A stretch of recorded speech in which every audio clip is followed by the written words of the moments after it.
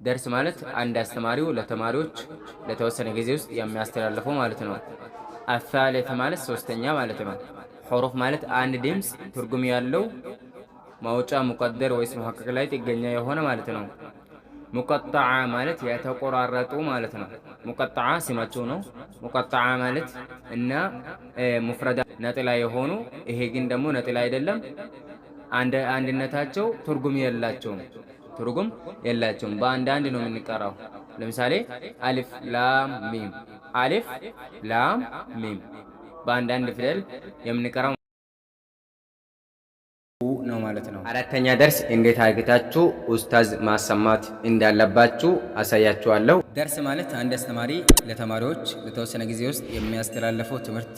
አራቢዕ ማለት አራተኛው ክፍል ማለት ነው።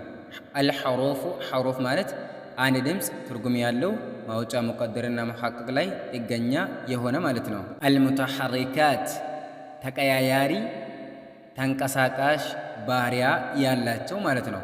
ሐረካ ማለት የአንድ ነገር ዓላማ ወይስ ደግሞ ባህሪያ።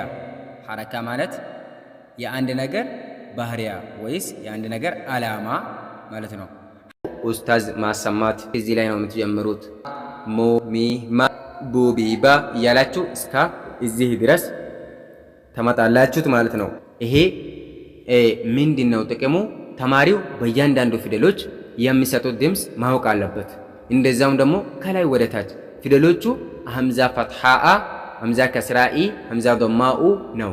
ከታች ወደ ላይም ከቀረን ሀምዛ ዶማኡ፣ ሀምዛ ከስራኢ፣ ሀምዛ ፈትሐአ የሚሰጡት ድምፅ ደግሞ ኡ ኢ አ።